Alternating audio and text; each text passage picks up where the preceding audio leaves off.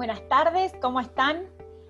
Bueno, llegamos a la última clase de estos 10 encuentros que teníamos previstos durante el año 2020 para aspirantes a ingreso en esta instancia nivelatoria de la Facultad de Derecho de la Universidad Nacional del Nordeste.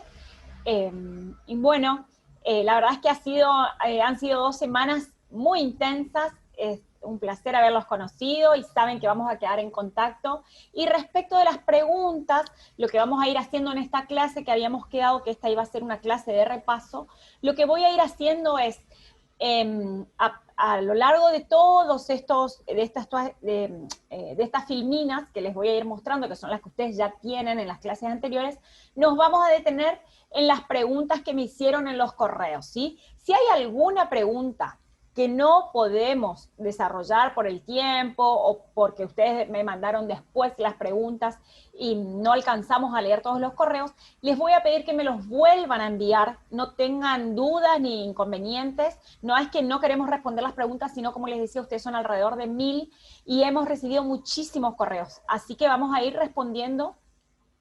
Las hemos agrupado y vamos a ir respondiendo de acuerdo a la cantidad de preguntas que fueron haciendo, ¿sí? Por eso me parece lo ideal hacerlo ordenadamente, ¿está?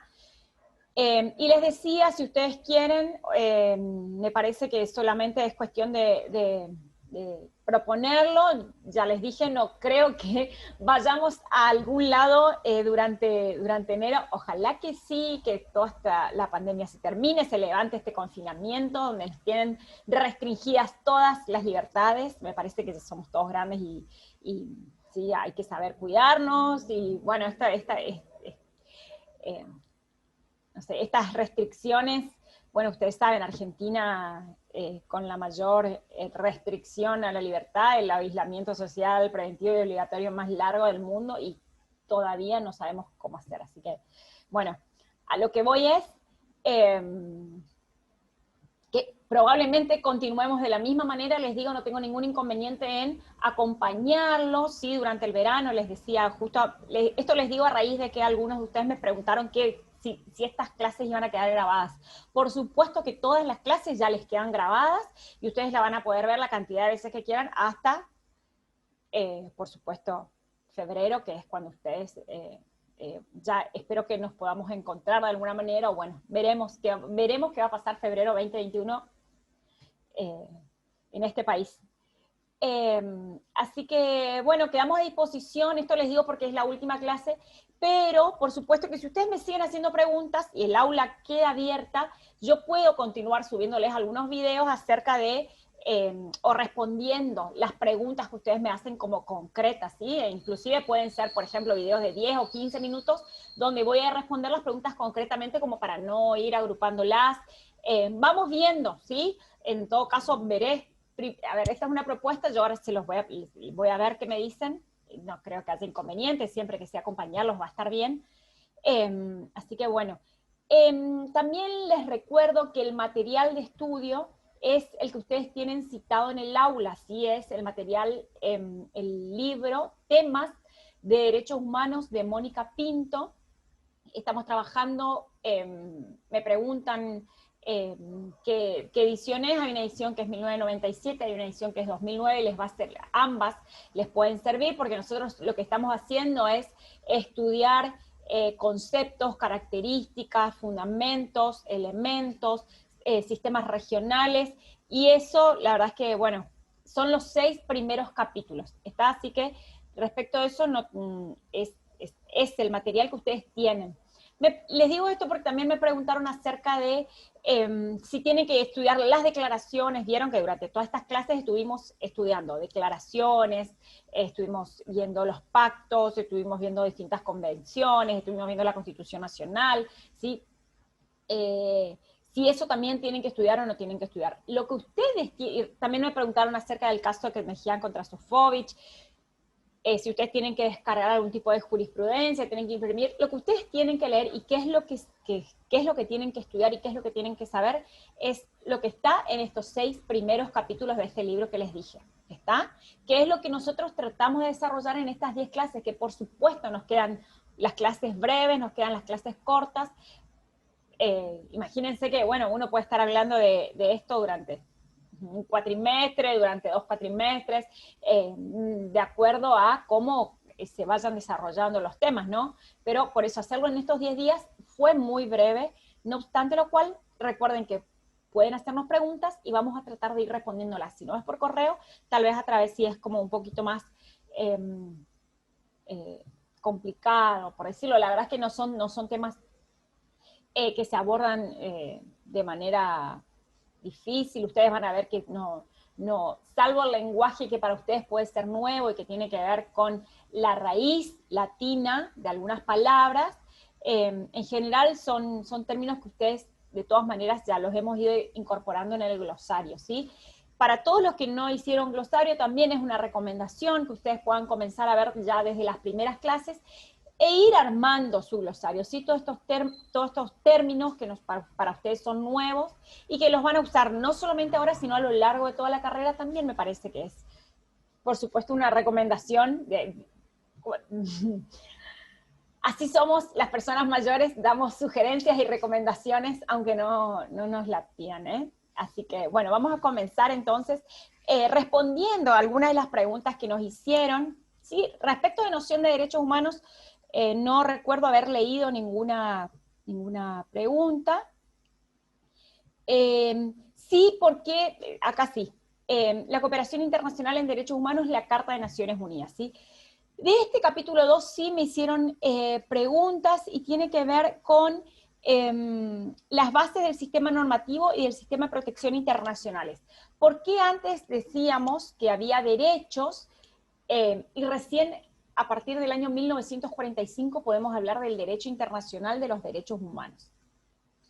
Esto tiene que ver y responde principalmente a lo que nosotros denominamos precedentes de el derecho internacional de los derechos humanos, y son todas las circunstancias que han rodeado la Segunda Guerra Mundial, todo lo que fueron, todo el horror, ¿sí?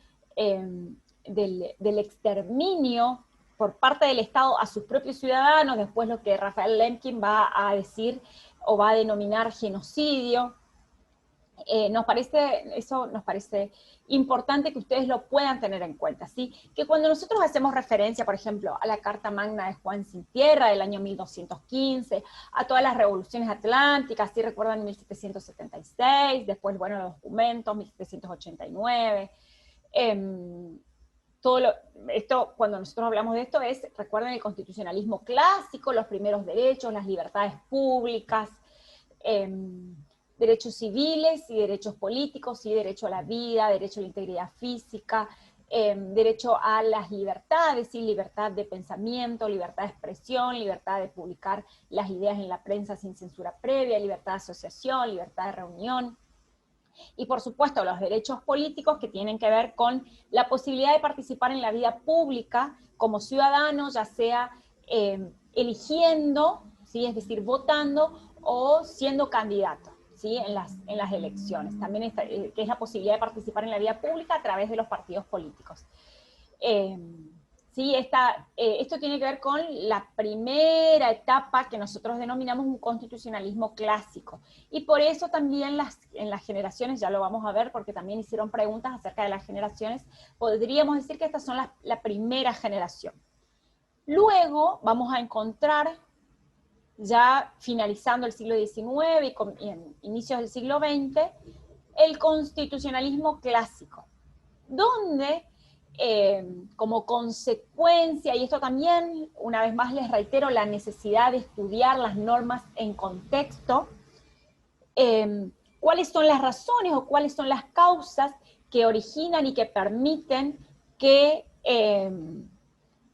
los estados comiencen a advertir que había situaciones que las personas físicas ya no podían seguir viviendo. Y esto tiene que ver con la explotación, primero viendo de la explotación de mujeres y de niños en las fábricas, de las personas en general, pero las primeras protecciones nosotros vamos a ver lo que son las protecciones en el trabajo nocturno de las mujeres, la prohibición de los trabajos en los niños, y por supuesto después todo lo que tiene que ver con los derechos de los trabajadores, la jornada dominical, por supuesto el descanso dominical, la jornada laboral de 8 horas, ¿sí? Reducida a 8 horas, las vacaciones pagas, todos los derechos de la seguridad social, tanto para el trabajador como para su familia.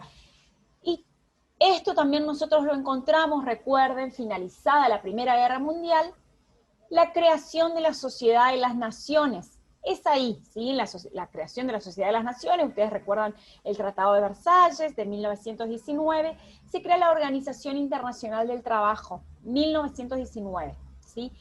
Esa Sociedad de las Naciones que tenía por objetivo una cooperación entre los estados para que la primera guerra, para que lo que había sucedido durante esa primera guerra no volviera a suceder, evidentemente no tuvo fuerza vinculante necesaria, ni tampoco un compromiso por parte de los estados para que eso no volviera a suceder. Recuerdo, después tuvimos la Segunda Guerra Mundial, y es por eso que nosotros advertimos que esos horrores, ¿sí? Todo lo que fue la Alemania en 1930, esta Segunda Guerra Mundial, todo lo que nosotros vemos, bueno, 1939, 1945, y es acá donde nosotros vamos a ver 1945, cuando el mundo, ¿sí? Los estados, todos los estados, muchos estados, ¿sí? Firman ese 10 de diciembre del año 1948, después va a ser, ustedes recuerdan, primero tenemos la Carta de Naciones Unidas y después la Declaración Universal, ambas declaraciones en el año 1948. Les decía, esta Carta de Naciones Unidas, y por eso hablamos de la positivización, remarquen otra vez en sus glosarios, la positivización del derecho internacional, de los derechos humanos, porque nos ha permitido conocer al mundo, ¿sí? Lo que son los derechos humanos, es decir, es el surgimiento del derecho internacional de los derechos humanos, ¿sí? Una carta que tiene un derecho consagrado que es el principio de igualdad y de no discriminación. Y una carta que va a mirar a la Primera Guerra Mundial, va a mirar a la Segunda Guerra Mundial, y va a decir que los estados se comprometen a cooperar para que los flagelos que habían afectado tanto durante el transcurso de su vida en la Primera y en la Segunda Guerra Mundial no afecten a las generaciones venideras en el futuro, ¿sí? Entonces es cuando los estados se comprometen y esa primigenia sociedad de las naciones se convierte en lo que nosotros conocemos, se transforma, se dota de otros organismos a esa sociedad de las naciones y se crea lo que nosotros hoy conocemos como la Organización de Naciones Unidas. Esta Carta de Naciones Unidas, que también se denomina Carta de San Francisco, Carta del año 1945. Por eso podemos decir que hay un antes y un después en la historia respecto de la protección hacia los individuos por parte de los estados en el año 1945. ¿Por qué? Porque los estados pueden ser responsables. Ustedes recuerden que la palabra responsabilidad viene del latín respondere, ¿sí? Entonces nosotros vemos que son los estados los que van a responder, van a tener que responder, es decir, van a ser responsables ante la comunidad internacional cuando no cumplan con algunos de los tratados a los que se han comprometido voluntariamente en el ejercicio o en el ámbito de su soberanía y de su jurisdicción. Voluntariamente me someto, entonces, voluntariamente debo cumplir. Si no cumplo, seré responsable ante la comunidad internacional, ¿sí? Esto me parece muy interesante que nosotros podamos remarcar esta diferencia, y me hacían una pregunta también relacionada al derecho internacional público y el derecho internacional de los derechos humanos. ¿Cuál es la diferencia entre el derecho internacional público, al que nosotros también denominamos derecho internacional público o derecho internacional público clásico o derecho internacional clásico? Perdón. Como no podía faltar, por supuesto. Este derecho internacional público clásico, que es el que viene, ustedes recuerdan que nosotros habíamos ya hecho algún raconto acerca de qué pasó con la paz de Westfalia, ¿sí? Cómo los estados-nación se consolidan, qué es este concepto de soberanía, que por supuesto 300 años después se viene a poner en tela de juicio cuando nosotros hablamos acerca de que hay organismos que están por encima de los estados y que incluso pueden mirar hacia adentro de los estados y pueden ir dirigiendo, si esto es entre comillas, la vida de las naciones, ¿sí? En tanto y en cuanto los estados se comprometieron voluntariamente a aceptar esas directivas, esas orientaciones, esos lineamientos, que en algunos casos se van a denominar observaciones, en otros casos recomendaciones, informes, opiniones consultivas e incluso sentencias, ¿sí? Donde los estados tendrán que ser responsables, ¿sí? Hay una diferencia entre el derecho internacional público clásico y el derecho internacional de los derechos humanos. ¿Cuál es la diferencia? Una de las diferencias que nosotros encontramos es el sujeto tutelado. Primero, ¿quiénes son los sujetos? Porque en el derecho internacional público clásico, los sujetos, ¿quiénes son? Recuerden que habíamos dicho que son los estados y los organismos internacionales como personas jurídicas. Y vayan otra vez al glosario y anoten personas jurídicas, ¿sí? Ellos serán responsables, ¿sí? Como personas jurídicas, los estados, ante la comunidad internacional.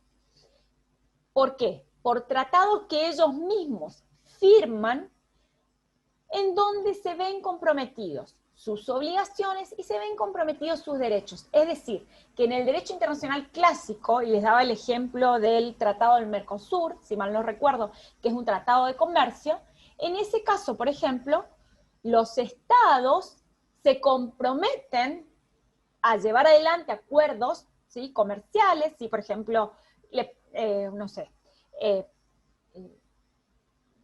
disponer del puerto de otro país, ¿sí? De dentro, por supuesto, del Mercosur, hacer estos convenios, ¿sí? De acuerdos comerciales.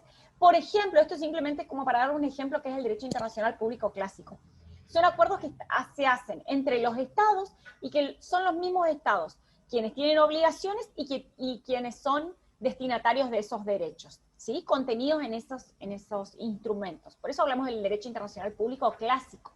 ¿Está? Porque son relaciones internacionales entre estados y entre organismos internacionales. ¿Qué pasa ahí? Ahí hay una relación sinalagmática perfecta. ¿Qué significa eso? Significa que los destinatarios de los derechos son los mismos que los destinatarios de las obligaciones. Y aparte, hay algunas reglas que se establecen en este contexto y que precisamente tienen que ver con que si uno de los estados no cumple, el otro también puede entonces no cumplir, alegando que ese estado, que otro estado no había cumplido, sin tener ningún tipo de sanción o de responsabilidad ulterior por eso. Eso no sucede en el derecho internacional de los derechos humanos, porque ¿para qué está este derecho internacional de los derechos humanos? Ni más ni menos que nosotros vamos a ver que son los estados los que firman, quienes suscriben estos compromisos, es decir, quienes se van a obligar, quienes se ven sometidos a una posible responsabilidad futura, una posible responsabilidad ulterior ante el incumplimiento o ante la violación no reparada de alguno de los derechos,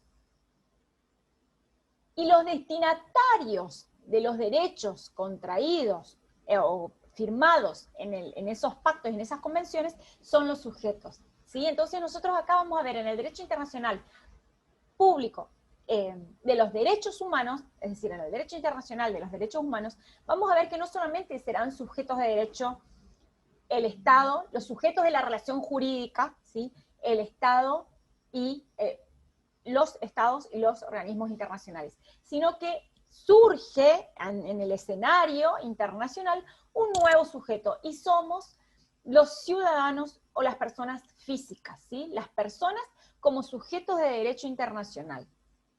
Y esa es una gran diferencia, porque acá nosotros no vamos a encontrar esa relación sinalagmática perfecta, sino que acá va a ser imperfecta. ¿Por qué?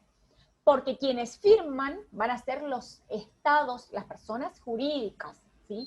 Y los destinatarios de los derechos, cuyas obligaciones se comprometieron los estados, van a ser otras personas diferentes, que vamos a ser las personas físicas. Entonces acá vamos a encontrar que uno de los estados no puede voluntariamente dejar de cumplir con las obligaciones contraídas en ese pacto, sin tener responsabilidades, ni siquiera alegando que otro de los estados no cumple, ¿sí? No se puede alegar que otro estado no cumple para no cumplir y no tener responsabilidades, como sí se puede hacer en el derecho internacional clásico, ¿sí? Esta es otra de las diferencias. De la misma manera, nosotros vamos a encontrar en los tratados y en los pactos de derechos humanos características que son esenciales y particulares, y esto es algo que nosotros también vimos en las clases anteriores, y es la creación de los organismos ad hoc. Vamos otra vez al glosario. ¿Qué es la creación de estos organismos ad hoc? Son organismos creados al efecto, ¿sí? Organismos creados a tal fin. Son organismos que han sido creados en la parte que nosotros denominamos una parte orgánica de los pactos, de los tratados y las convenciones, para proteger esa primera parte que es la parte dogmática, donde encontramos derechos, encontramos declaraciones, y encontramos deberes, y encontramos garantías, ¿sí? Recuerden que cuando nosotros habíamos hecho referencia a los pactos, a los tratados y a las convenciones, habíamos mirado y hicimos esa diferencia entre lo que son las declaraciones, por un lado, y lo que son los pactos, los tratados y las convenciones, por otro, ¿sí? Tienen naturaleza jurídica diferente. Vayan otra vez al glosario y anoten una vez más naturaleza jurídica, porque ustedes van a tener que estudiar también qué es la naturaleza jurídica, ¿está?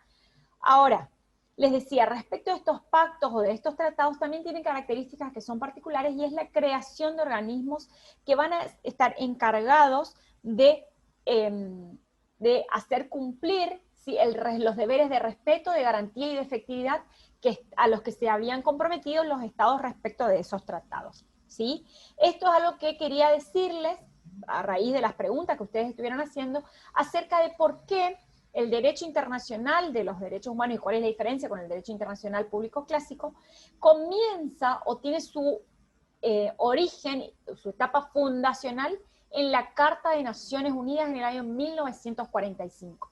¿Por qué? Porque a partir de ese año, como les decía, nosotros vamos a ver lo que podemos decir, al decir de algunos autores, no es Mónica Pinto la que hace referencia a esto, pero sí ella va desarrollando esta cuestión acerca de cómo a partir del año 1945 hay una catarata de instrumentos, declaraciones, pactos, tratados, convenciones, protocolos, organismos, comités, cortes, comisiones, observaciones generales, recomendaciones, opiniones consultivas, e incluso sentencias, ¿sí? Imagínense, todo un cúmulo de normativa internacional que tiene que ver con el derecho internacional de los derechos humanos.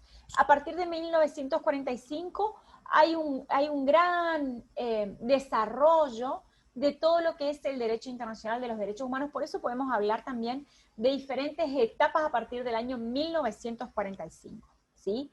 Recuerden, después encontramos en el año 1948 las declaraciones, a ver si sigue esto, ¿sí? Fíjense cómo ustedes van a ir viendo que a lo largo de los diferentes, de los diferentes capítulos vamos a ir viendo este hilo, ¿sí?, conductual, que es lógico, este es un material que es sencillo para ir comprendiendo el paso a paso de la lógica de los derechos humanos, ¿sí? Fíjense cómo inmediatamente después del año 1945 vamos a hacer referencia a las dos declaraciones, a la Declaración Universal de Derechos Humanos y a la Declaración Americana sobre de Derechos y Deberes de las Personas, ¿sí? Declaración Americana de Derechos y Deberes de los hombres, ¿sí? Recuerden que nosotros habíamos referido también a esta Declaración Universal de Derechos Humanos y a la Declaración Americana de Derechos y Deberes del Hombre, y cuáles habían sido las razones de su denominación. ¿Y cuál es la estructura y el contenido que tienen? ¿Sí? Cuando habíamos hablado de estructura, recuerden que hicimos esta referencia y hemos recorrido ambas declaraciones, tanto la Declaración Universal de Derechos Humanos como la Declaración Americana de Derechos y Deberes del Hombre, donde no vamos a encontrar una parte orgánica, ¿sí? Recuerden que cuando nosotros comenzamos a ver los tratados, sí nos hemos sorprendido acerca de que las declaraciones no tienen o no contienen estas declaraciones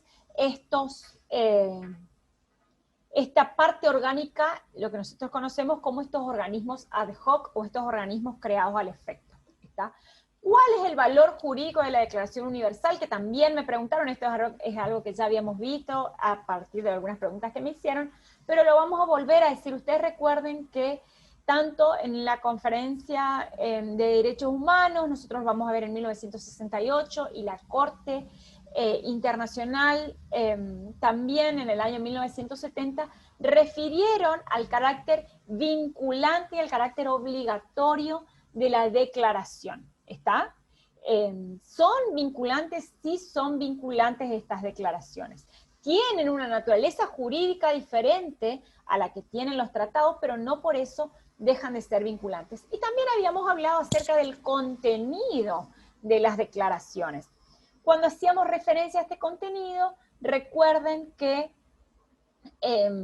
vimos no solamente una descripción de derechos civiles y de derechos políticos y de derechos económicos, sociales y culturales, sino que también vimos deberes.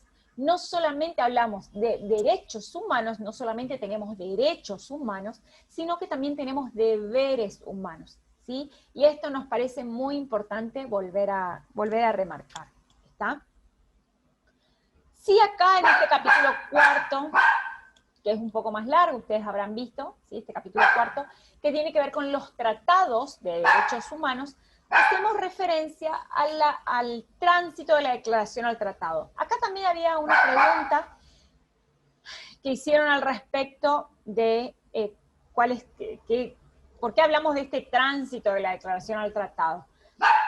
Y me habían preguntado si todos los derechos contenidos en los tratados primero tienen que estar contenidos en las declaraciones. Y no es así. Lo que nosotros vemos cuando hablamos de ese tránsito, vemos una evolución histórica, que primero los estados se comprometieron tímidamente con las declaraciones, y después sí vamos a encontrar fuertes, ¿sí?, los dos pactos que van a marcar el inicio también de lo que nosotros después vamos a conocer como toda esta positivización normativa del derecho internacional, de los derechos humanos en los tratados, en los pactos y en las convenciones, ambos pactos del año 1966. Por un lado, los derechos civiles y políticos, y por otro lado, los derechos económicos, sociales y culturales, ¿sí? Donde encontrábamos en ambos pactos estas obligaciones de respeto y de garantía, ¿sí?, que los estados partes se comprometen a respetar y a garantizar tanto los derechos civiles y políticos y los derechos económicos, sociales y culturales, cada uno en sus pactos, pero que respecto de la efectividad, ustedes recuerdan que habíamos hecho una diferencia, ¿sí? Que en los derechos civiles y políticos, ¿sí?, no se hacía referencia de una manera progresiva, sino en lo inmediato. En cambio, cuando hablamos de los derechos económicos, sociales y culturales, recuerden que hacíamos referencia al artículo 2 del Pacto Internacional de Derechos Económicos, Sociales y Culturales. También hacíamos referencia al artículo 26 de la Convención Americana sobre Derechos Humanos y el protocolo facultativo, que es el protocolo de San Salvador, ¿sí?, que refiere a los derechos económicos, sociales y culturales. Hacíamos esta diferencia. ¿Por qué? Porque los estados se comprometen a respetar, a garantizar y a hacer efectivos, en este caso, los derechos económicos, sociales y culturales, en la medida de los recursos disponibles y hasta el máximo de los recursos de que disponga. Eso sin dudas que también nos trae una discusión acerca de esta cuestión, de este principio de progresividad y no regresividad de los derechos humanos, ¿sí? Respecto de la doctrina de las generaciones de los derechos humanos, les decía, podemos encontrar una doctrina esta autora hace referencia a 3 generaciones, aunque ustedes a lo largo de la carrera van a encontrar que hay autores que hacen referencia ya inclusive a otras generaciones, ¿sí? Lo que me parece interesante es que ustedes puedan determinar estas primeras generaciones a qué derecho, o la primera generación, a qué derechos corresponden su aparición histórica, a los derechos civiles y políticos, la segunda a los derechos económicos, sociales y culturales, y que ustedes puedan determinar cuáles son esos derechos económicos, sociales y culturales, los derechos a la educación, a la salud, todos los derechos sindicales, el derecho a los beneficios de la cultura, a gozar de los beneficios de la cultura, al medio ambiente sano, derechos de la seguridad social, y por supuesto los derechos civiles y políticos a los que ya habíamos hecho referencia, todas las libertades públicas fundamentales. Y por supuesto políticas, ¿sí? Y en esta doctrina de las generaciones de derechos humanos, finalmente encontramos estos derechos de la tercera generación que tienen que ver con derechos de incidencia colectiva, o derechos que nosotros conocemos también como de la solidaridad, ¿sí? Derechos al medio ambiente sano, derecho a la paz, entendido como a no vivir en guerra, y otros derechos que tienen que ver con la solidaridad, ¿sí? Cuando hablamos de la doctrina de las generaciones de los derechos humanos, y acá tenemos que hacer hincapié en la crítica que se hace a esta doctrina. Pero antes de hacer la crítica tenemos que conocer la doctrina, ¿sí? Entonces, una vez que conocemos a qué se refiere con primera, segunda y tercera generación, ustedes van a encontrar después otros, inclusive, vamos a ver que hay una crítica. Y acá también me habían hecho una pregunta acerca de ¿por qué la doctrina de las generaciones es contraria al principio de universalidad y de interdependencia de los derechos humanos? ¿Sí? Por eso vamos a hablar de algunas características de los tratados de derechos humanos que tienen que ver con la universalidad, ¿sí? Que la universalidad es un propósito al cual se aspira, ¿sí? Es un propósito al que se quiere llegar con el derecho internacional de los derechos humanos, y que los derechos humanos les corresponden a todas las personas por su sola condición de tal, por su naturaleza y por la dignidad que le corresponde a todas las personas. Ahora bien, este principio de universalidad es un propósito, porque por supuesto que el derecho internacional de los derechos humanos se va a encontrar con obstáculos cuando, al momento de internalizar por parte de los estados esos derechos. ¿Y qué obstáculos podemos encontrar? Y podemos encontrar obstáculos de tipo culturales, políticos, sociales y económicos. Sí, hay muchos tipos de obstáculos con los cuales se encuentra este principio de universalidad. Por eso decir que el principio de universalidad es un principio absoluto o de inmediata operatividad o ejecutividad, en realidad nosotros vamos a tener que ver que este es un principio que sin duda se va a encontrar con ciertos obstáculos, y la universalidad es una aspiración hacia la cual tienen que dirigirse todas las medidas y todas las acciones por supuesto, de los actores de las relaciones jurídicas en el derecho internacional de los derechos humanos, ¿sí? Esta doctrina de las generaciones de los derechos humanos también hacía referencia, ustedes recuerden, a cuál es el rol que tiene el Estado frente a los derechos civiles y políticos, y cuál es el rol que tiene el Estado frente a los derechos económicos, sociales y culturales, ¿sí? Y en este sentido me parece interesante recordar que decíamos que el rol que se le asignaba al Estado respecto de los derechos civiles y políticos era un rol meramente abstencionista. Es decir, se entendía que el Estado cumplía con los derechos civiles y políticos simplemente absteniéndose. Y ahora ya vamos a contestar la pregunta que me hicieron respecto de por qué la doctrina de las generaciones es contraria al principio de interdependencia y de universalidad. Es una muy buena pregunta. Les decía, cuando hablamos de los derechos civiles y políticos, se entendía que el Estado simplemente garantizaba el ejercicio de esos derechos absteniéndose, ¿sí? Es decir, sin actuar. El famoso dejar hacer, dejar pasar, ¿sí? ¿Se acuerdan en laissez-faire? Bueno, así. Ahora,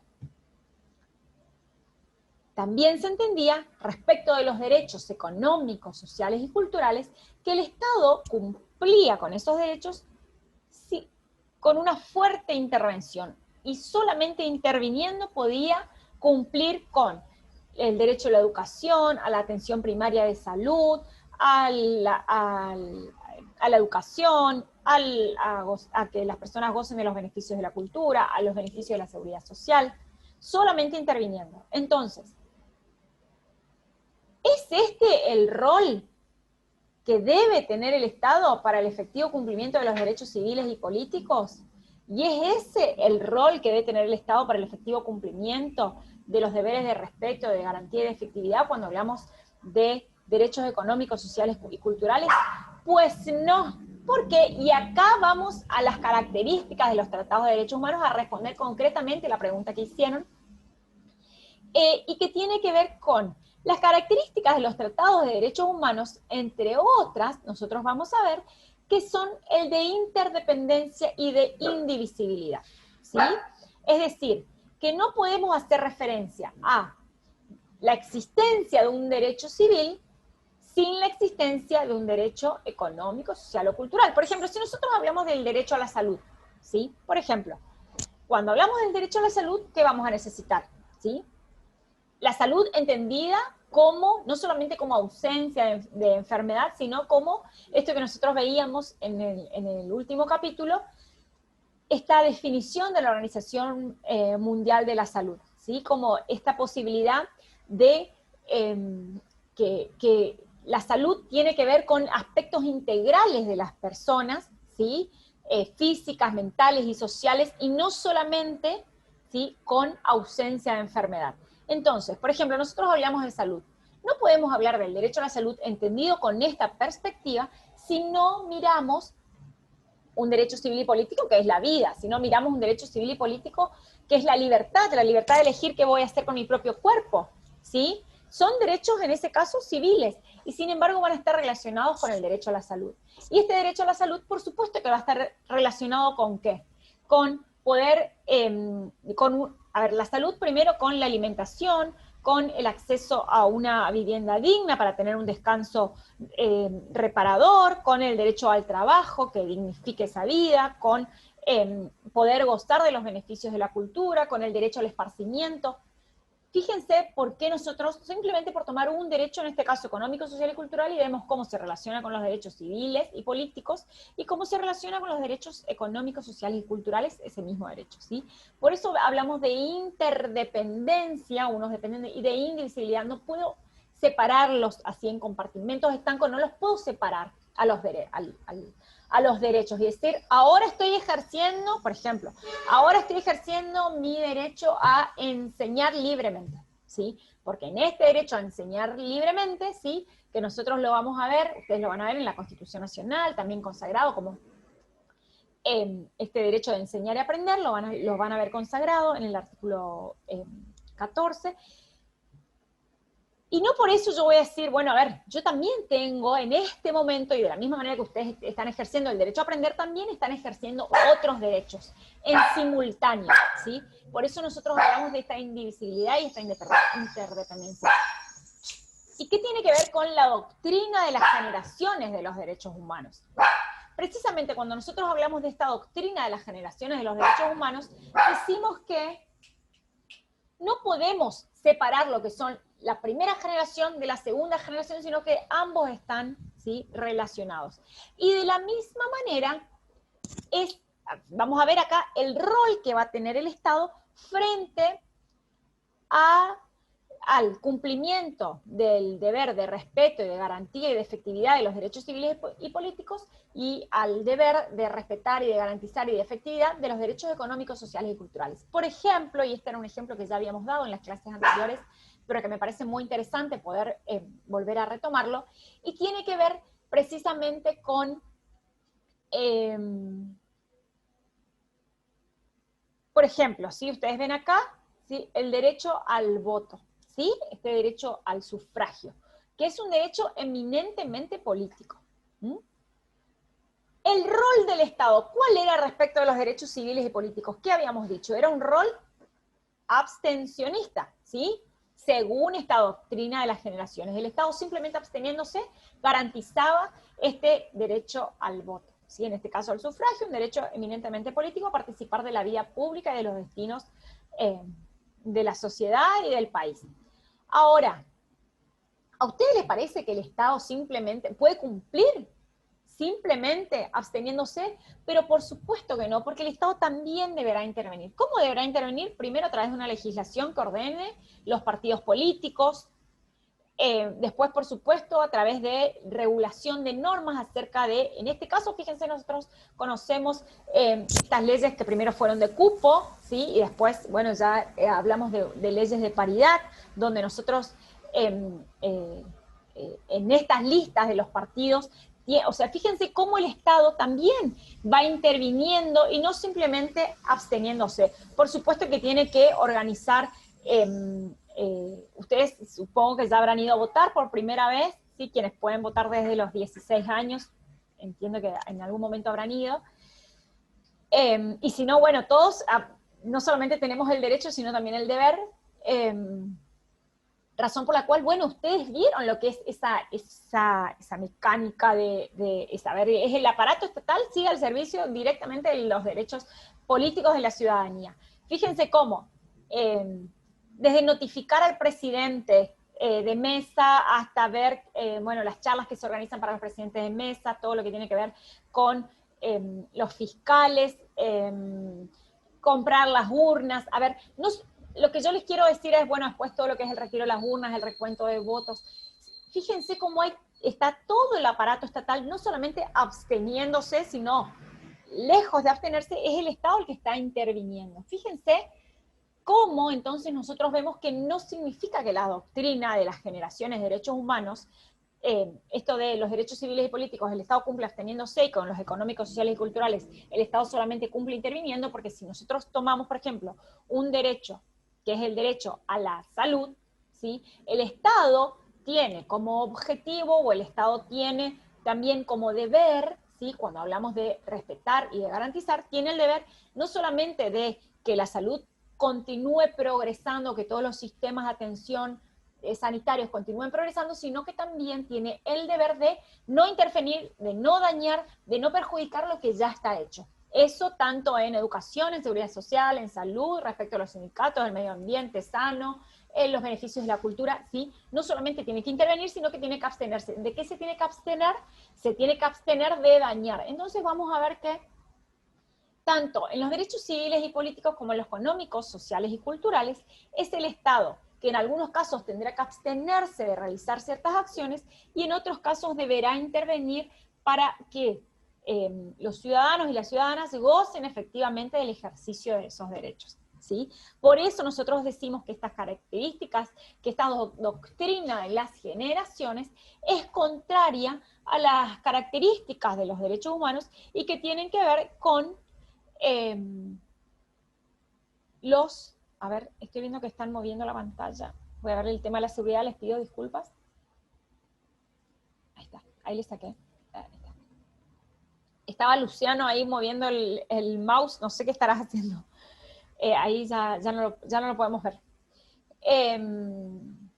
Les decía, esta doctrina de las generaciones de derechos humanos, entonces sin dudas es contraria a estas características de los tratados de derechos humanos, que significa que son universales, que son indivisibles, que son interdependientes entre sí, y no los podemos dividir en compartimentos estancos, sino que es el mismo Estado el que debe, para garantizar el ejercicio de un derecho que está relacionado con los demás derechos, no solamente debe intervenir, sino también que en algunos casos debe abstenerse. Cuando hablamos de abstención, generalmente es la abstención de dañar esos derechos, ¿sí?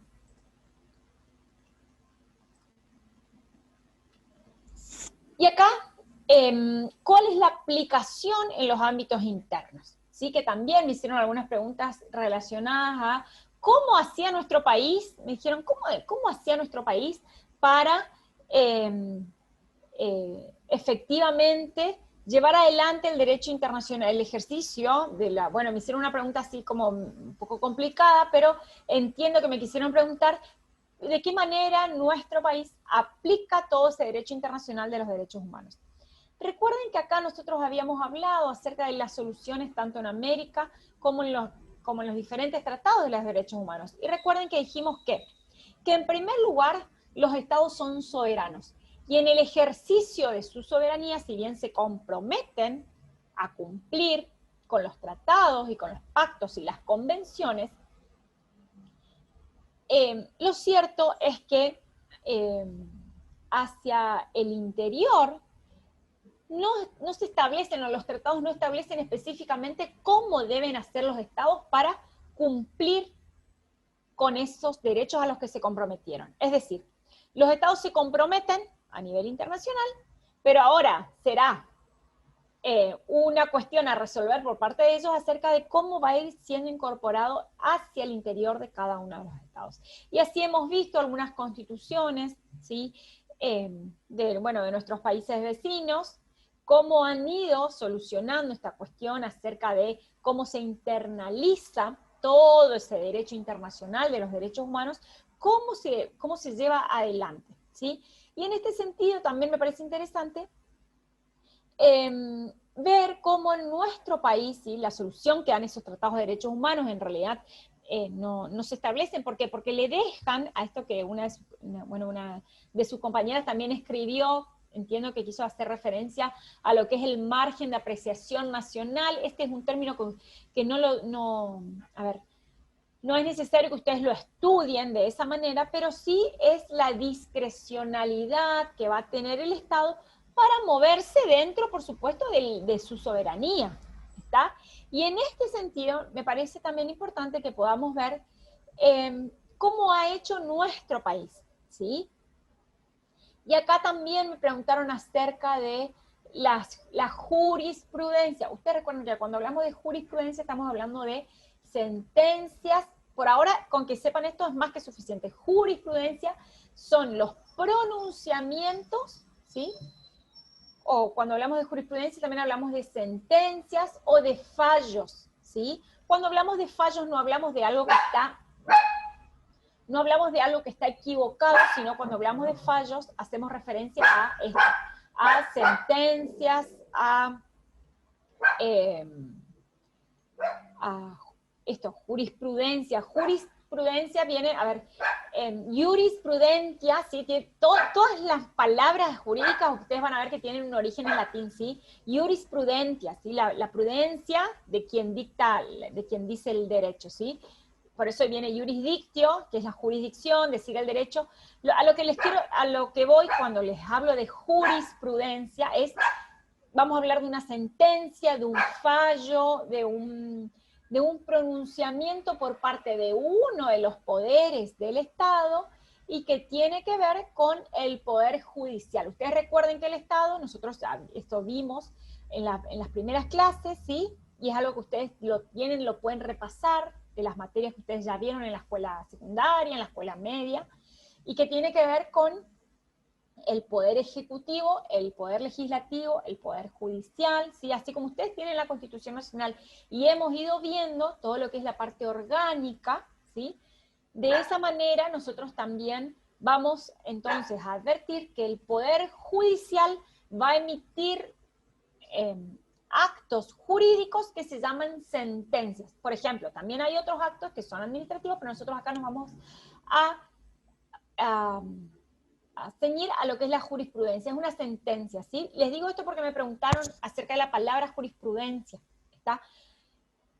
Ya van a estudiar más adelante específicamente qué es la jurisprudencia y si es la repetición de algunos fallos en un mismo sentido o eso, ¿sí? Pero nosotros cuando hablamos de jurisprudencia hablamos entonces de una sentencia, de un fallo en el mismo sentido, ¿sí? Como sentencia, como sinónimo, fallo, sentencia, jurisprudencia, ¿está? Esto es por ahora. Cuando estén en la carrera sí van a adentrarse un poco más acerca de qué se entiende, ¿está? Ahora, me preguntaron acerca de la sentencia o del fallo que se denomina Ekmejian contra Sofovich. ¿Por qué se llama así a una sentencia, a un pronunciamiento del Poder Judicial? ¿Qué es? Porque también me preguntaron qué es Ekmejian contra Sofovich. Así se denomina, cuando nosotros hacemos referencia a un pronunciamiento judicial, los ubicamos y los indicamos por el nombre de quienes han intervenido como sujetos en esa relación procesal, es decir, el actor y el demandado en este caso. Ekmejian era el accionante y Sofovich era el demandado. Por eso nosotros hacemos referencia a la sentencia Ekmejian contra Sofovich. ¿Está? Esto es algo que me preguntaron y la verdad es que no lo dije, les pido disculpas, pero es una buena pregunta. ¿Por qué se llama así esa sentencia? Esa sentencia se llama así porque todas las sentencias, nombramos a las sentencias de acuerdo a quiénes son los sujetos que intervienen, ¿sí? En este caso, entonces, era Ekmejian contra Sofovich, que no es el mismo el año en el que se inicia o que se presenta, porque esto también me preguntaron, no es lo mismo el año en el que se presenta el accionante o el actor a la justicia o al proceso judicial, que cuando obtiene el pronunciamiento o cuando el Poder Judicial emite una sentencia. Pueden ser, generalmente, corresponden a años diferentes. ¿Sí? Esto es algo que ustedes también van a ir viendo cuando vean, por ejemplo, acceso a la justicia y otras cuestiones, sobre todo en procesal. Por eso nosotros hablamos de Ekmejian contra Sofovich del año 1992. ¿Está? ¿Por qué? Porque es en el año 1992 cuando, en este caso en particular, es la Corte Suprema de Justicia de la Nación la que se va a pronunciar, la que se va a expedir acerca de cuáles son las pretensiones que había tenido Ekmejian, ¿sí? ¿Me siguen? Entonces, es Ekmejian que se presenta accionando en contra de Sofovich y a través de diferentes instancias se llega a la Corte Suprema de Justicia de la Nación. La Corte Suprema de Justicia de la Nación es el máximo órgano judicial, federal, que nosotros conocemos, ¿sí? Por eso hablamos de la Corte Suprema de Justicia de la Nación. Es el máximo órgano de toda la nación que va a decidir en la sentencia, que va a decidir cuando haya una controversia, cuando haya una contienda, ¿está? Maneras de llegar hay diferentes, eso es algo que ustedes van a estudiar en el proceso. Y les digo esto porque estoy respondiendo a las preguntas que ustedes me hicieron. ¿Qué es la Corte Suprema? Y está muy bien que me hagan esas preguntas porque tal vez en el trajín de ir comentando algunas sentencias o de nombrar a un fallo o a un pronunciamiento judicial, se me pasó explicarles esto, cómo se denomina a una sentencia y qué es la Corte Suprema de Justicia de la Nación. Cuando nosotros estudiamos Poder Ejecutivo, Poder Legislativo y Poder Judicial, la Corte Suprema está, en este caso, dentro de lo que nosotros conocemos como Poder Judicial, ¿sí? Es el órgano máximo dentro de uno de los poderes del Estado a nivel nacional.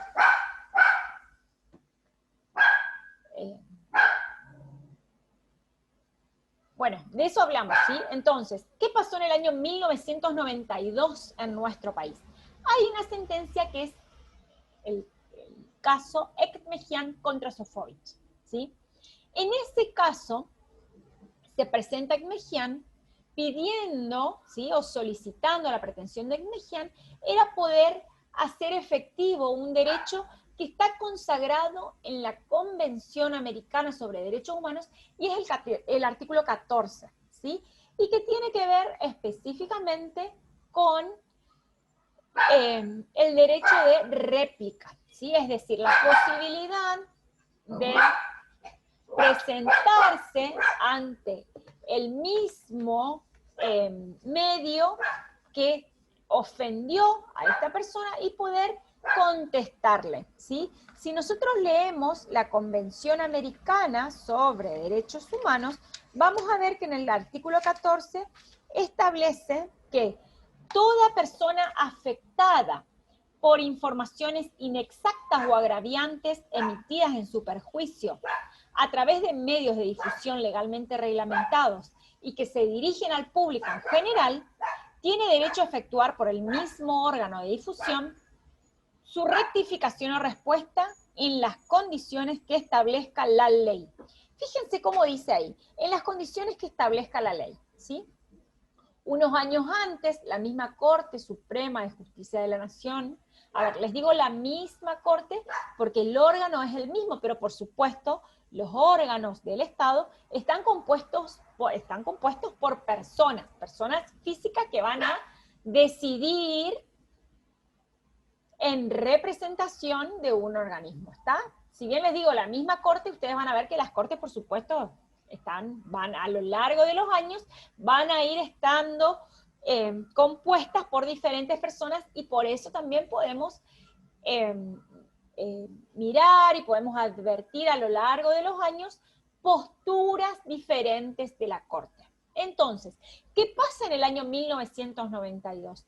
La Corte Suprema de Justicia de la Nación cambia su postura.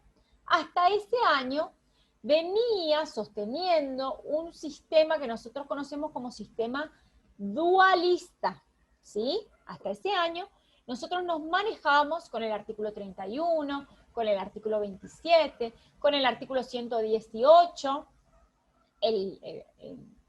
antes de 1994 no era el artículo 118, pero yo les digo como para que ustedes se ubiquen, ¿sí? Que era el artículo, les decía, el actual 24, el artículo 27, el artículo 31 y el artículo 118 de la Constitución Nacional. ¿Para qué? Para ver cuáles eran las relaciones entre el derecho interno y el derecho internacional, ¿sí? Entonces, como nosotros habíamos visto ya en esa clase, recuerdan que dijimos que se entendía que esta Constitución, las leyes de la nación que en su consecuencia se dicten y los tratados con potencias extranjeras son la ley suprema de la nación, ¿sí? Entonces había toda una discusión no acerca de la supremacía constitucional, sino acerca de si las leyes eran posteriores a los tratados o los tratados eran posteriores a las leyes, ¿cuál de los dos iba a prevalecer? ¿Está? Si estaban en un pie jerárquico, en un pie de igualdad, ¿cuál de los dos iba a prevalecer? ¿Sí? Y se tomaba en cuenta, esto que nosotros habíamos dicho, algunos principios que tienen que ver con que la ley posterior derogaba una ley anterior, inclusive en algunos casos simples decretos llegaron a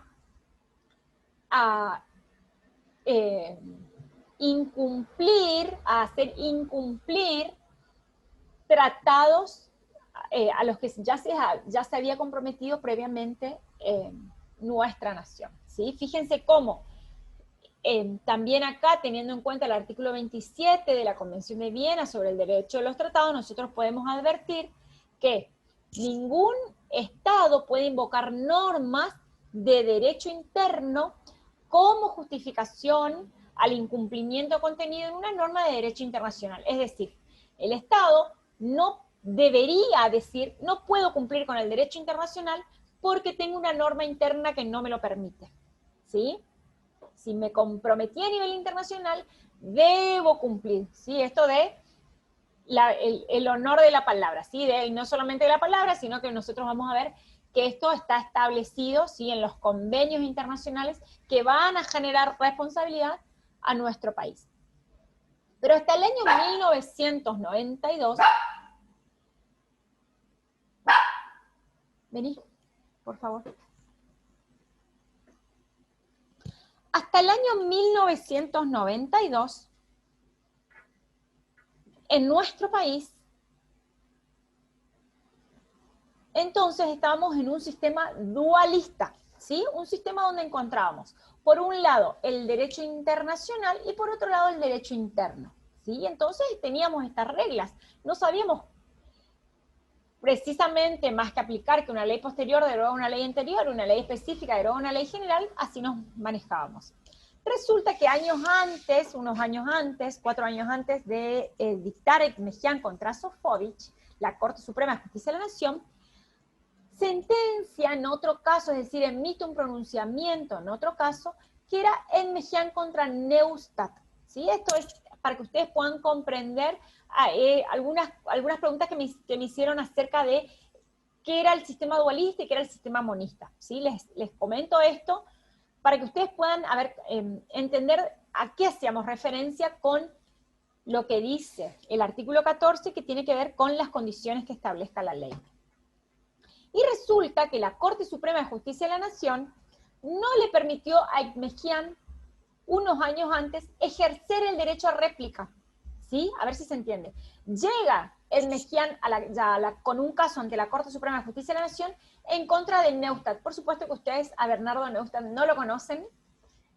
Los que somos un poco más grandes, sí, lo hemos visto. Pero bueno, llega Ekmejian pidiendo réplica en el programa de Bernardo Neustadt. Bueno, no, por supuesto, en ese caso la Corte Suprema de Justicia de la Nación le dice, usted no puede ejercer este artículo que está en la Convención Americana sobre Derechos Humanos, aunque la Convención Americana sobre Derechos Humanos ya esté vigente, porque la Convención dice en las condiciones que establezca la ley. Y la verdad es que todavía nosotros no hemos reglamentado, nuestro país todavía no reglamentó este artículo. No está reglamentado el artículo 14. Entonces, hasta que no tenga reglamento, este artículo usted no puede ejercer ese derecho porque el artículo dice en las condiciones que establezca la ley. Hasta que no haya una ley, no va a tener derechos. Señor Ekmejian, vuelva a la casa. ¿Sí? ¿Qué pasa? En el año 1992. No obstante, y no cansado con ello, también, ojo, más adelante ustedes van a evaluar cuál es el contexto, esto no me voy a adelantar, a algunos años que ustedes pueden sí hacer uno puede mirar ya críticamente acerca de por qué la Corte Suprema de Justicia de la Nación decide en el año 1992 hacer lugar a los planteos de Ekmejian, que no viene al caso. Ahora, pero lo cierto es que la Corte Suprema de Justicia de la Nación le dice en el año 1992 a Ekmejian, le dice, usted tiene razón. Y a usted le corresponde el derecho de réplica porque,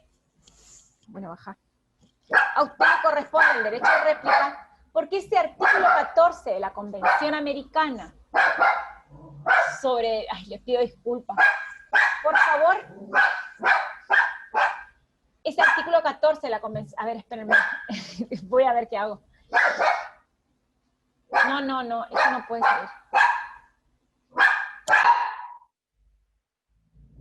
Les decía, en el año 1992, entonces, la Corte Suprema de Justicia de la Nación, ¿qué le dice a Ekmejian? No, las normas no son operativas, las normas son programáticas. ¿Por qué? Porque estamos en un sistema dualista. Entonces, lo que se requiere es que haya una norma interna que reglamente, porque ¿qué dice este artículo 14? Dice, en las condiciones que establezca la ley. Le corresponden los derechos en las condiciones que establezca la ley. Estamos en un sistema dualista. Ahora, a partir del año 1992, en el caso Ekmejian contra Sofovich, la Corte Suprema de Justicia de la Nación va a entender, y por eso les digo, va a cambiar su criterio, porque esto le había dicho en Ekmejian contra Neustadt, cuando le dice tenemos un sistema dualista, ¿sí? Tenemos un sistema programático. Ahora, en el año 1992, la Corte en Ekmejian contra Sofovich le va a decir a Ekmejian, usted tiene razón. Y es acá donde nosotros comenzamos o se abre, y por eso es un caso que nosotros estudiamos y nos parece muy importante porque es una bisagra para el derecho internacional de los derechos humanos. ¿Y esto por qué? Porque nosotros vamos a advertir que hasta ese año, hasta el año 1992, estamos en un sistema dualista. Y a partir del año 1992, la Corte Suprema de Justicia de la Nación va a decir que todas las normas contenidas en los tratados de derechos humanos son de carácter operativas. A ver, esto es entre paréntesis, les digo, siempre que estas normas puedan ser operativas. Y acá respondo a una de las preguntas que también hicieron, que me preguntaron si podía dar un ejemplo de norma operativa concreta y una norma programática concreta, porque la verdad es que no se entendía esto de programaticidad y de operatividad, ¿sí? En principio les quiero decir que esta es la interpretación que ha hecho la Corte Suprema de Justicia de la Nación. en este caso particular del artículo 14, cuando entendió, entonces, antes de 1992, entendió que las normas eran programáticas y que necesitaban una reglamentación para ser aplicadas, y a partir del año 1992 dicen, no, estas normas no son de carácter programáticas, en realidad las normas son de carácter operativas, es decir, no necesitan de una reglamentación para ser aplicadas. Ahora bien, hay normas que sí o sí van a requerir de una programaticidad o de una reglamentación, aunque estemos en un sistema que es monista. ¿Por qué? Porque hay normas que no pueden ser aplicadas directamente, y acá voy a los ejemplos que me habían preguntado. Si ustedes van, por ejemplo, al artículo 4 de la Convención Americana sobre Derechos Humanos, sin dudas que nosotros nos vamos a encontrar con una norma eminentemente programática. ¿Y por qué programática? Cuando nosotros decimos, toda persona tiene derecho a que se respete su vida. Ese derecho, el respeto a la vida de la persona, bueno, a ver, ¿cómo podemos hacer para que ese derecho sea efectivo concretamente? ¿De qué hablamos cuando hablamos de respeto a la vida? ¿Sí? Y no es poco. Entonces, fíjense cómo nosotros acá tenemos, toda persona tiene derecho a que se respete su vida. Ese es un derecho sin dudas programático, es una cláusula programática. Vamos a requerir de reglamentación y que, por supuesto, va a ser específica acerca de la vida. Cuando nosotros hablamos de la vida, sin dudas que vamos a tener que hablar de un montón de otras cuestiones que tienen que ver con la integridad física, por ejemplo, la prohibición de la tortura. Vamos a tener que hablar con la abolición de las penas de muerte, vamos a tener que hablar, o vamos a poder por lo menos debatir o entrar en el debate acerca de la vida o la libertad. Sí, va a haber un sinnúmero de normas o de reglamentaciones que van a ser tendientes a reglamentar precisamente, o legislaciones tendientes a reglamentar el derecho a la vida, ¿sí? Porque el derecho a la vida va a incluir esto que hoy decíamos, ¿sí? En esto de la universalidad y de la interdependencia y la indivisibilidad de los derechos humanos, no vamos a poder hablar esto, a ver, el respeto a la vida, ¿sí? ¿Cómo hacemos para que ese respeto a la vida que está consagrado en la Convención Americana sobre Derechos Humanos baje concretamente a las legislaciones? Entonces acá sin dudas vamos a ver una norma eminentemente programática, aunque nosotros hoy ya estemos dentro de un sistema que es monista, ¿sí? Pero acá vamos a necesitar sin dudas una reglamentación, porque la norma, salvo que a alguien se le ocurra cómo aplicar este derecho sin que haya una reglamentación, ¿sí? Sí o sí vamos a tener que reglamentar. ¿Sí? Aparte, la vida, bueno, nosotros vamos a ver, hay protección de la vida de los niños, niñas y adolescentes, hay protección de las personas mayores de edad, hay protección de las personas de la vida de las personas con discapacidad. No, a ver, vamos a encontrar muchos grupos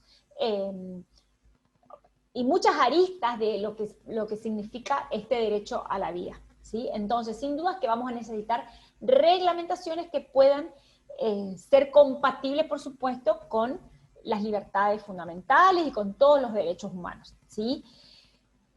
Eso por un lado, esta es clásica, una norma programática, ¿sí? Ahora, ejemplo de una norma operativa, sin duda es, por ejemplo, el artículo 14, derecho de rectificación o respuesta. Fíjense que dice,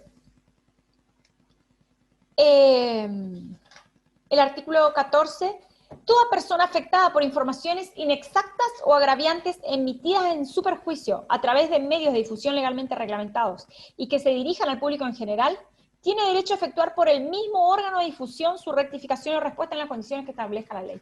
Fíjense cómo está diciendo, sí, ¿quiénes? Las personas afectadas por un lado y por el otro lado el medio que difunda, ¿está? Cuando sean informaciones inexactas o agraviantes, emitidas en su perjuicio, ¿a través de dónde? El medio de difusión legal. ¿Y a través de qué medio deberá también responder? A través de ese mismo. Fíjense cómo esto nosotros vamos a ver concretamente acá una norma de carácter operativa. No, a ver, si bien nosotros encontramos también este derecho, ¿sí? a lo que nosotros podemos conocer como derecho de rectificación o respuesta reglamentado, sin dudas que acá vemos que puede ser aplicado directamente, ¿sí?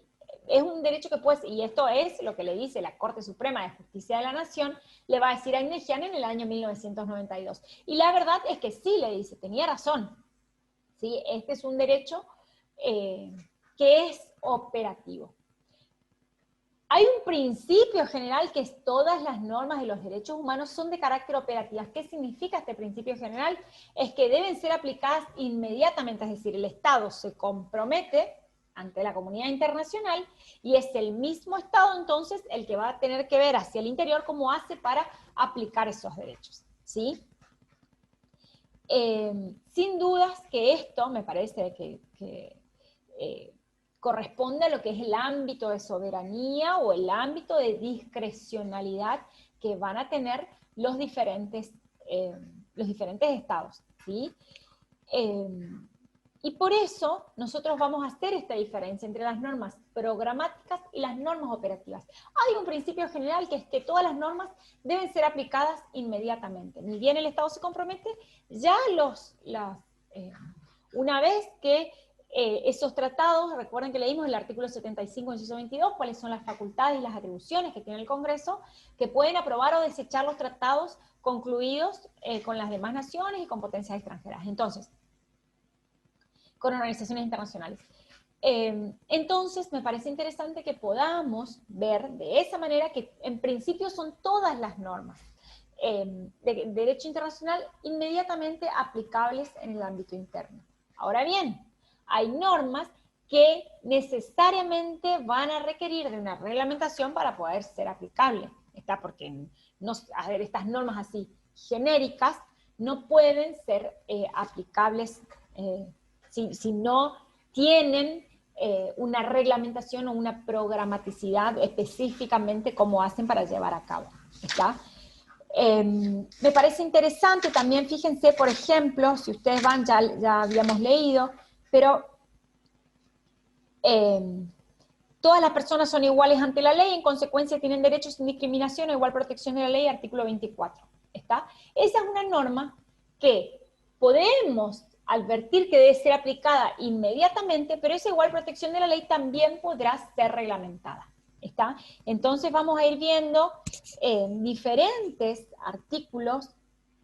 Si nosotros vamos al artículo 8, por ejemplo, fíjense el artículo 8, ¿sí? El artículo 8.2 de la Convención Americana sobre Derechos Humanos hace referencia a las el artículo 8 hace referencia a las garantías judiciales, ¿sí? Y el artículo 8.2 dice: toda persona inculpada de delito tiene derecho a que se presuma su inocencia mientras no se establezca legalmente su culpabilidad.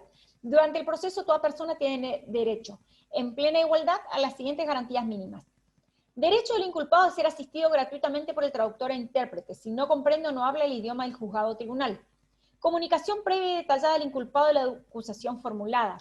Concesión al inculpado del tiempo y de los medios adecuados para la preparación de su defensa. Derecho del inculpado a defenderse personalmente o a ser asistido por un defensor de su elección y de comunicarse libre y privadamente con su defensor.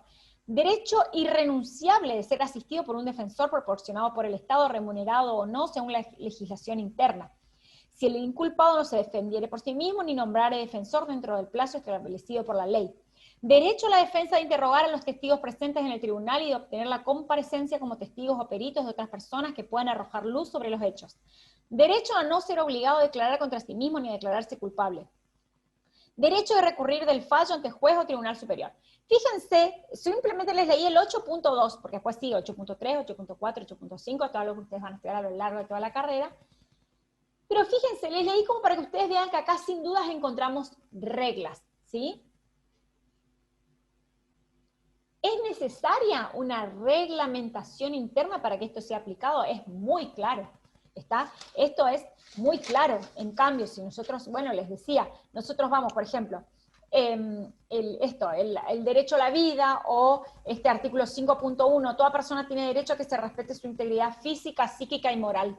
Sin dudas que eso puede y debe ser reglamentado, ¿sí? Todo lo que tiene que ver con las torturas, con la privación ilegítima de la libertad, que las penas no pueden trascender a las personas.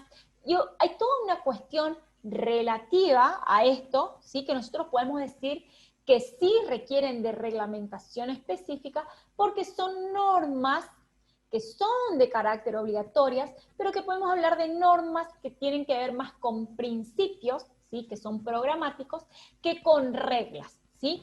Reglas y principios ustedes ya van a ver más adelante a lo largo de la carrera, pero me parece interesante, les digo esto, porque justamente me habían hecho preguntas acerca de la operatividad y la programaticidad, si les podía dar ejemplos concretos, ¿sí?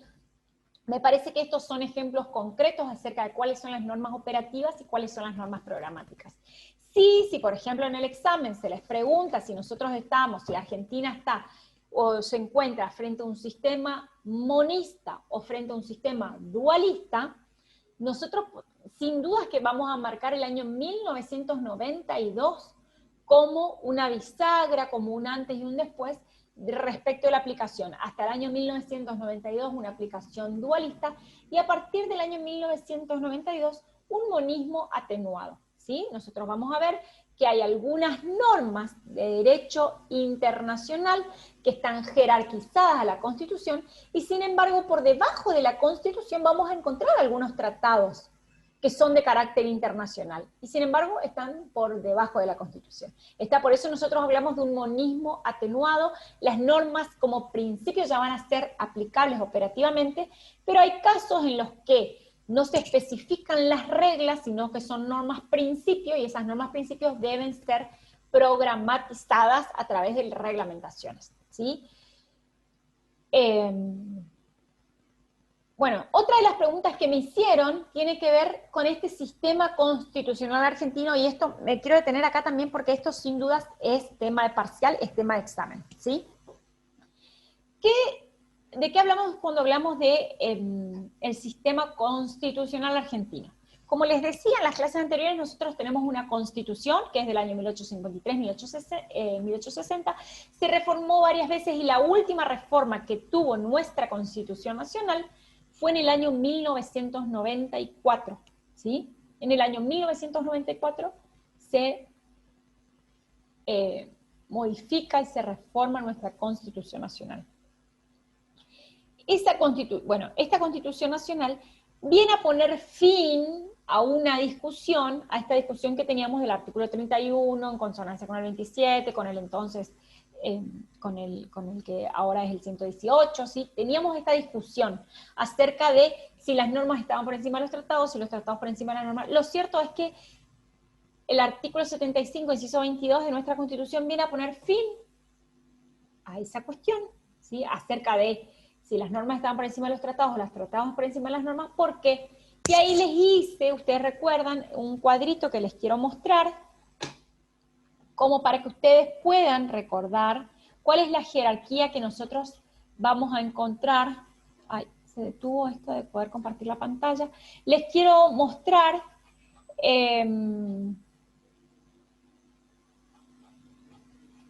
a ver, ¿acá está? Sí.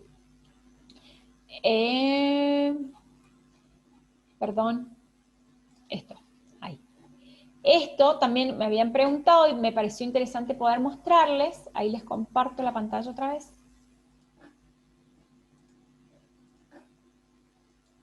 Ahí está, ¿sí? Bien. Bueno, entonces les decía, van a ver que a partir del artículo, a partir de la incorporación del artículo 75, inciso 22, que es un artículo que no estaba antes, nosotros vamos a ver que finaliza esta discusión acerca de si los tratados, las leyes, cuál estaba por encima de cuál, y por eso nosotros vamos a encontrar entonces en el vértice de lo que era la pirámide jurídica, porque ya no hablamos más de pirámide jurídica, sino que ahora vamos a hablar directamente de una meseta, ¿sí? Porque nosotros vamos a encontrar ahí que no hay una sola norma, sino que hay muchas normas, y entonces encontramos, en primer lugar, a la Constitución Nacional, más los instrumentos internacionales. ¿Por qué hablamos de instrumentos internacionales jerarquizados? Porque hay declaraciones, porque hay tratados, porque hay convenciones, porque hay pactos, porque hay protocolos. Entonces, los aunamos a todos ellos en los instrumentos internacionales, ¿sí? No solamente son tratados, sino que son instrumentos internacionales. Entonces encontramos en el mismo rango que la Constitución, los instrumentos internacionales jerarquizados en el artículo 75, inciso 22, en el párrafo segundo, que habíamos dicho que son 10, otros dicen que son 11, ¿sí? Lo cierto es que después se van a incorporar también otros, existe la posibilidad, la única cláusula abierta de nuestra Constitución Nacional, que permite que con posterioridad se jerarquicen. ¿Qué significa se jerarquicen? Se eleven al rango constitucional, es decir, pasen a tener la misma jerarquía que la Constitución, una jerarquía normativa, ¿está? Esta posibilidad la da el artículo 75, inciso 22, en el párrafo tercero, ¿sí? Que entiende que podrán los demás tratados sobre derechos humanos adquirir jerarquía constitucional con el voto de las 2/3 partes de la totalidad de los miembros de cada cámara, ¿sí?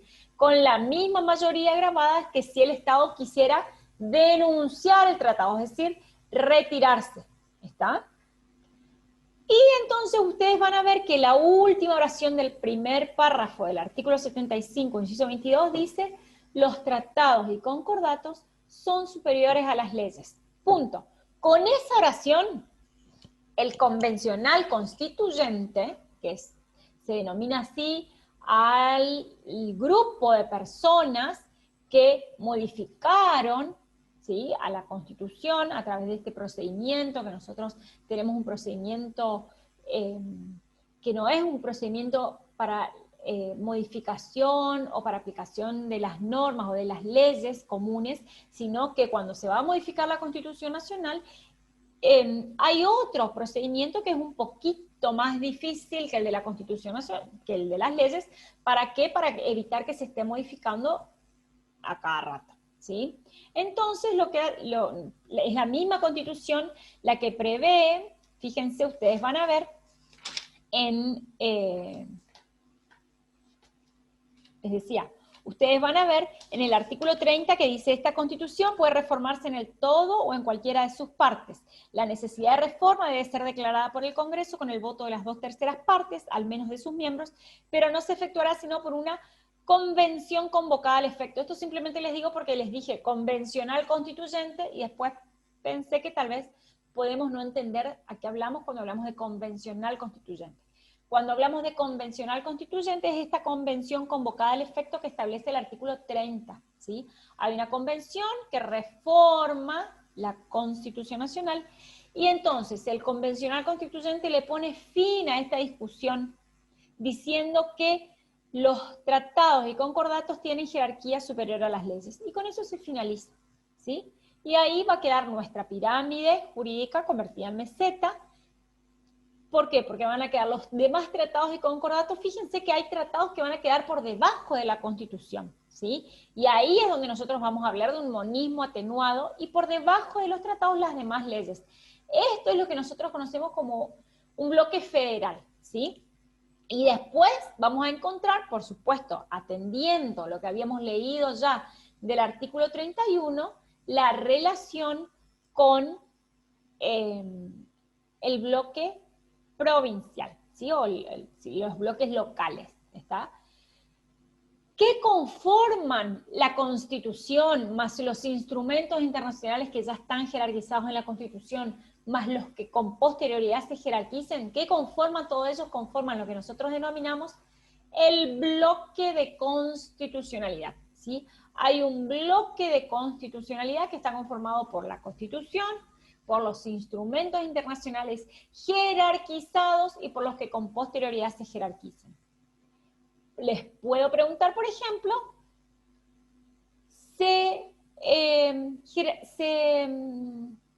¿todos los tratados de derechos humanos tienen jerarquía constitucional? No, no todos los tratados de derechos humanos tienen jerarquía constitucional, ¿sí? ¿Los tratados de derechos humanos se incorporaron a la Constitución? No, los tratados de derechos humanos no se incorporaron a la Constitución, se jerarquizaron a la Constitución, ¿sí? Recuerden que las primeras clases les había dicho que en esta última íbamos a hacer preguntas y respuestas como para ir orientándolos en para el examen, pero en atención a la cantidad de preguntas que ustedes fueron teniendo a lo largo de estas clases, decidimos en realidad contestarles las dudas y después sí poder tener la posibilidad. Esto porque recuerdo que una de las personas también me preguntó si íbamos a hacer así como un simulacro de múltiple choice, que en realidad era la idea inicial, poder mostrarles algunas preguntas o poder ir haciendo de qué manera podemos ir resolviendo entre todos, pero nos hemos visto desbordados por la cantidad de preguntas. Ustedes vieron que los primeros días, no sé hasta qué hora estuvimos, así que por eso, esto porque me acordé de una de las últimas preguntas que había leído y no directamente ni contesté esos correos, para decirles que probablemente cuando nosotros nos volvamos a encontrar sí podamos hacer como estos simulacros. Por el momento, solamente respondiendo las preguntas que me hicieron, y que son muchísimas preguntas, y está muy bien que así sea, vamos a tratar de ir contestándolas, ¿sí? Bueno, y después también me hicieron preguntas acerca de este capítulo 6, ¿sí? ¿Cuál es el alcance que tienen los derechos humanos? ¿Está? Ustedes recuerdan que nosotros antes, en el capítulo 5, habíamos hecho referencia también a lo que es el principio pro persona. Ese principio pro persona que se puede entender como una pauta de hermenéutica o como una pauta de regulación jurídica.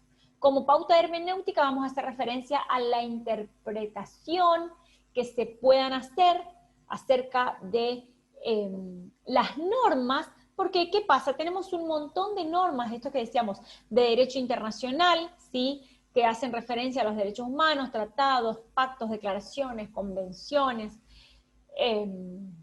y aparte organismos que van a emitir sentencias, informes, recomendaciones, observaciones. Entonces tenemos un cúmulo de normas en sentido amplio. Entonces, ¿qué hacemos? ¿Cómo hacemos para aplicar? Si de todas esas normas hay que aplicar alguna, ¿cómo hacemos para elegir de ese cúmulo? Y no solamente internacionales, también vamos a encontrar a nivel nacional un montón de normas que refieren a los derechos humanos. Vamos a encontrar un montón. Entonces, ¿cuál es la que vamos a aplicar? ¿Qué nos dice el principio de pro persona? Un principio que está consagrado normativamente en el artículo 29 de la Convención Americana de Derechos Humanos, y también nosotros lo vamos a ver como un principio interpretativo en la Declaración Universal. Tiene que ver con escoger la norma que a la hora de otorgar derechos le dé mayor amplitud de derechos y a la hora de restringir sea la menor restricción posible, ¿sí? Esa es la norma que se debe escoger. A la hora de otorgar derechos, la que mayor otorgue, mayores derechos y amplitudes otorgue, y a la hora de restringir, que restrinja la menor medida posible, ¿sí? Esa es la interpretación que uno va a hacer. Por ejemplo, si estamos hablando de un caso sobre la integridad física, ¿sí?, en un caso de tortura, y tenemos para elegir, por ejemplo, entre la Convención contra la Tortura y la Convención Americana sobre Derechos Humanos que prohíbe la tortura. Si nosotros vamos ahí, esto que estábamos leyendo, fíjense, por ejemplo, a ver, la Convención Americana, esto como para que ustedes puedan ver, ¿sí? Si vamos a la Convención Americana sobre Derechos Humanos, dice derecho a la integridad personal, el 5.2, nadie debe ser sometido a torturas ni a penas o tratos crueles, a los tratos crueles, inhumanos o degradantes. Toda persona privada de libertad será tratada con el respeto debido a la dignidad inherente del ser humano, ¿sí? Fíjense que si nosotros podemos ir a la Convención contra la tortura y otros tratos o penas crueles, inhumanos y degradantes, van, por ejemplo, a establecer, en primer lugar, qué se entiende por tortura. Se va a entender también cuáles son las obligaciones que tienen los estados a partir de infracciones, ¿sí? ¿Cuáles son los modos en los que los estados deben proceder? ¿Cuáles son los modos en que los responsables de esas torturas deban también hacia el interior del estado, en su jurisdicción deben cumplir? Fíjense cómo nosotros vamos a hacer esta diferencia, ¿sí?, entre lo que dice la Convención Americana sobre Derechos Humanos, que nadie puede ser sometido a torturas, y una convención que establece específicamente, fíjense la parte 2, se constituirá un comité contra la tortura, el cual desempeñará las funciones que se señalan más adelante. Fíjense, ¿a qué norma del derecho internacional vamos a ir? Vamos a ir a la Convención Americana, que dice que toda persona está prohibida la tortura. ¿Sí? Este 5.2 que habíamos leído de la Convención Americana, ¿sí? Nadie podrá ser sometido a torturas, tratos crueles o penas inhumanas y degradantes, o vamos a ir a la Convención, ¿sí? A la Convención, a esta convención que recién les había leído, que es la Convención contra la tortura, ¿sí? Y otros tratos o penas crueles, inhumanos o degradantes. ¿A cuál vamos a ir? Sin duda es que vamos a tener que acudir a esta última norma, porque es la que mayor amplitud de derechos les va a dar a las personas, y es la que mayores obligaciones les va a dar el Estado, y va a ser la que en menor medida restrinja. Entonces, sin duda, cuando nosotros vemos esto, este principio de pro persona nos va a decir a dónde tenemos que ir, cuál es la norma que tenemos que aplicar. Por eso hablamos de interpretación como pauta de interpretación.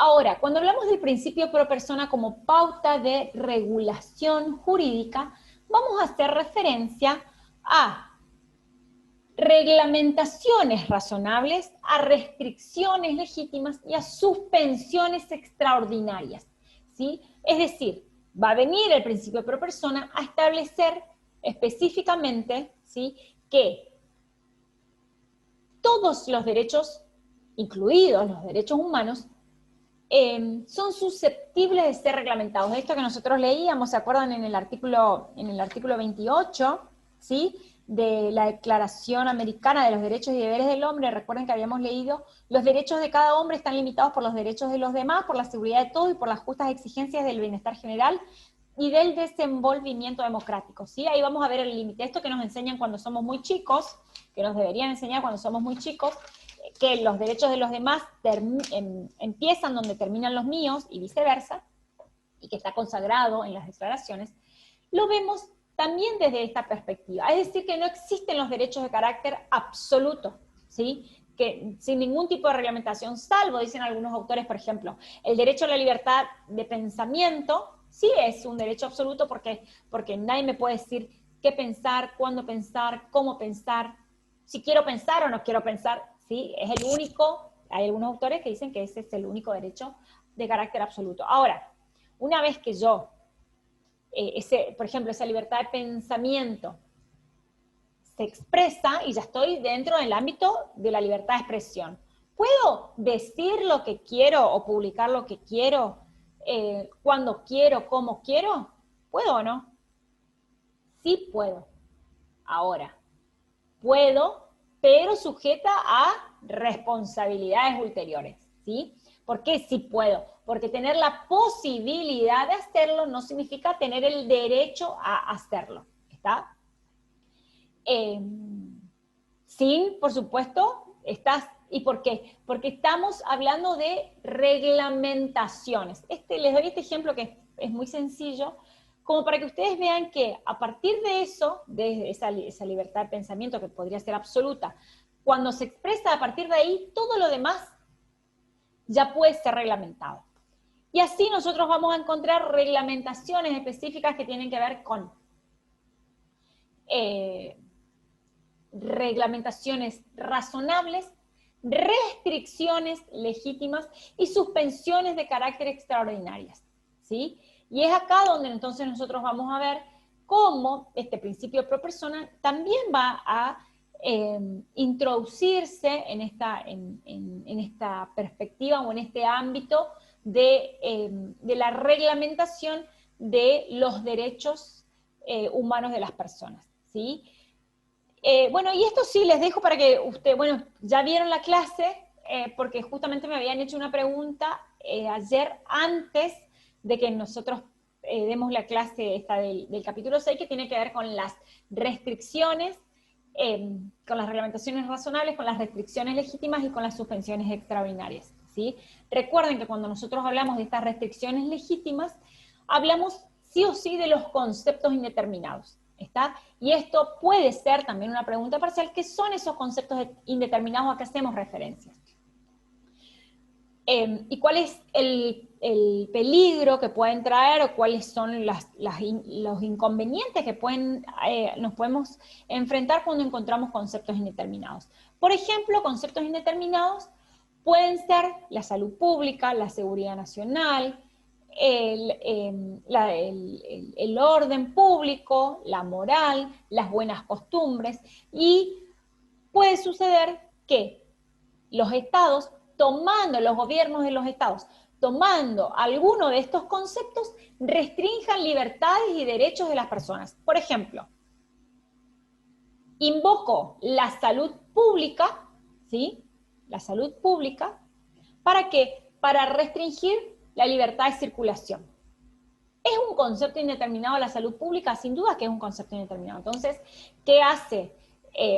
La Corte Interamericana de Derechos Humanos viene a traer o a arrojar luz sobre estos conceptos y comienza a definirlos. Entonces vamos a encontrar definiciones acerca de qué es el orden público, de qué es la seguridad nacional, qué es la salud pública, qué es la moral, qué es, ¿sí? Vamos a ver que la moral es uno de los conceptos que tampoco pueden ser tenidos en cuenta para restringir ciertos derechos. Pasó en algún momento en la Corte Suprema de Justicia de nuestro país, donde a la comunidad homosexual argentina no se le permitió obtener personería jurídica porque los fines que tenían eran contrarios a la moral y a las buenas costumbres, ¿sí? Fíjense cómo, por supuesto, es un criterio pero es un criterio que va a estar durante 15 años hasta que la Corte Suprema de Justicia de la Nación revierte su postura y cambia ese pensamiento y se le otorga, por supuesto, personería jurídica. ¿Está? ¿Pero por qué? Porque invocando conceptos indeterminados, los estados pueden restringir los derechos de ciertas personas, ¿sí? En este caso les di dos ejemplos, ¿sí? La salud pública, que es algo que nos está afectando a todos hoy, ¿sí? Podemos advertir cómo el Estado, alegando salud pública, restringe las libertades, en este caso, bueno, y por ejemplo, les dije, invocando la moral, en algún momento también restringió por esto, ¿sí? El ejercicio digamos, de poder asociarse y de obtener personería jurídica, ¿sí? Porque los fines que tenía no eran contrarios a la moral y a las buenas costumbres de una sociedad, aparte, ¿sí? Decía así como una sociedad con valores católicos, etcétera, así como muy correspondiente también a la época, ¿sí? Ojo, siempre, por eso les digo, mirar las normas en contexto. Bueno, nos quedamos cortos de tiempo, como siempre, para poder responder las preguntas. Esta es la última clase, fue la última clase de estas primeras 10. No es la última vez que nos vamos a encontrar, sin dudas que nos vamos a volver a encontrar. Van a tener esta clase grabada también. Bueno, les agradezco por estar ahí. Ustedes sepan, por favor, que este es el espacio de ustedes. Entonces, ustedes lo tienen que hacer valer. Están, bueno, iniciando un hermoso recorrido por lo que es la universidad pública. Así que, bueno, nada más que desearles un buen recorrido, un buen camino. Tengan muchos éxitos y sepan que no hay secretos, ¿sí? Lo único es sentarse, es estudiar, es ponerle ganas, es tener convicción de querer superarse uno mismo y, por supuesto, creemos en la meritocracia, creemos que con el esfuerzo personal se pueden lograr grandes acciones, y por supuesto que ustedes saben, la universidad pública está abierta a todas y a todos, así que bueno, no se rindan fácil porque es parte de la vida, de la misma manera que se van a encontrar afuera o que ya se han encontrado con diferentes personas, adentro de la universidad les va a pasar lo mismo. Así que no se rindan fácil, siempre tengan presentes sus objetivos y bueno, piensen que hay toda una comunidad, ¿sí?, que está haciendo todo lo posible para que esta universidad pública siga adelante. Así que bueno, muchísimas gracias por estar del otro lado tan pacientemente, soportando mancomunadamente conmigo, codo a codo, a mis hijas y a mi perra, que no es poco en esta cuarentena. Así que muchísimas gracias, me alegraron las tardes de estas 2 semanas. Nos vemos pronto y saben que queda a disposición a través del correo, ¿sí? Muchísimas gracias. Bueno, los despido, lamentablemente, pero bueno, esto es simplemente un hasta pronto. Que anden bien. Y saben que es la primera vez en el año que les voy a decir a alguien felices fiestas. Me encanta decir eso. Eso es que ya está terminando el año. Bueno, nos vemos. Muchos éxitos, quedo a disposición.